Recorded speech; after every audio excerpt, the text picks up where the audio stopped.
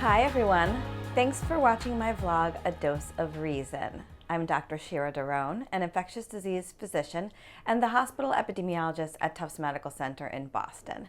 For the past 9 months, I've looked forward to answering your questions about the COVID-19 pandemic and sharing my thoughts on the latest news and scientific updates and breakthroughs, so you can make the best health and safety decisions for you and your family. Right now, things look very different depending on where you are. The U.S. as a whole is seeing increasing cases, but the Northeast, which had been leading the pack in cases, is finally on the decline. U.S. hospitalizations are up, but deaths are approaching an all-time low.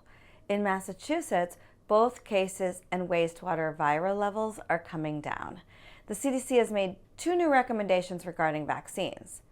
One, that everyone ages 5 and older should now get a booster at least 5 months after their last dose. And 2, that everyone over the age of 50 and if immunocompromised over 12 should get a second booster at least 4 months after their first. There's also a lot of buzz about Paxlovid Rebound.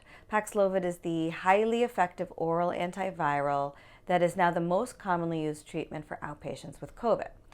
We don't know how often this rebound occurs because it's not being measured systematically, but stories abound of people having a return of symptoms and having a test that goes from negative back to positive. Last week, the CDC announced that people who have Paxlovid Rebound need to start their isolation period over. 5 days at home again, followed by 5 days with a mask. Ouch. We need more research on this. Our first question comes from Erica from Danvers. It looks like COVID-19 is finally starting to decline in the Massachusetts wastewater data. Does this mean the latest COVID wave will soon come to an end? Are there any other variants or subvariants of concern on the horizon? What are the chances we will be able to enjoy the summer without any new COVID-related disruptions?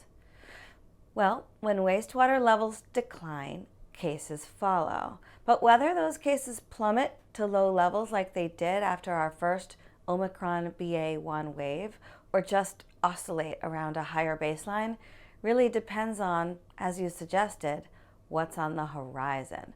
Latest CDC data show that here in the Northeast, BA 2.12.1 is predominant, overtaking BA.1 and BA.2, but in other countries like South Africa and Portugal, BA.4 and BA.5 have managed to do some pretty serious damage, and they haven't even started to show up in our numbers yet. So their future impact is totally unknown. Our second question is from Rebecca from Sharon.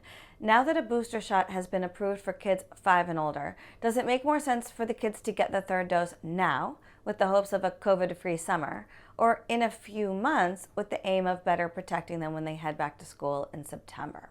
Rebecca, the UK has been collecting very meticulous data on vaccine effectiveness, and you are right to point out that the effectiveness of the booster against infection is likely to wane quickly.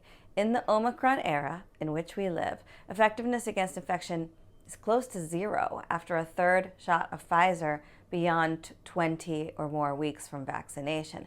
I don't think it makes sense to expect these vaccines to prevent infection, at least not for long term. We want them to prevent severe disease, and they do that really well. In an older age group, there's evidence that a 3rd dose solidifies protection against severe disease, meaning hospitalization and death, and the vaccine is safe. That's why the CDC is recommending a 3rd dose now. After all, there's a lot of COVID out there.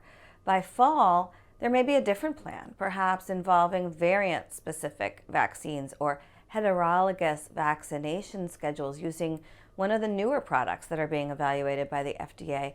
And I suspect that getting a booster now won't disqualify your child for that later. I would strongly recommend boosters now, particularly for children with underlying medical problems. Our last question is from Jackson from Foxborough. There's been a lot of news recently about monkeypox. How dangerous is this disease, and how concerned should we be about a national, global outbreak? Well, monkeypox is so different from COVID-19. It doesn't have the right characteristics to become a pandemic or even a huge outbreak. It requires prolonged, close person-to-person contact to spread. It doesn't spread in the absence of symptoms. We have vaccines and antivirals likely to work against monkeypox too. I suspect life-threatening cases of the disease will be very rare in the developed world. It seems as though a couple of very large festival-type events have really amplified this virus in the LGBTQ community. And now that there's awareness by both the general public and clinicians about what to watch for, I suspect it will come under control. I also think there's a lesson to be learned here. We only started talking about monkeypox because it was affecting people outside of Africa. But we need to care about diseases that affect the developing world too. Check out what's been happening with cases of the two major variants of monkeypox over the last 2 decades. In the DRC alone, there were over 1,000 cases in the first quarter of 2022. That's all the time we have for this week. We're going to take a break from the vlog for the summer, but as long as COVID-19 is still in the news, we'll restart things again in the fall. If that's the case, I look forward to dishing out a dose of reason to you again in September.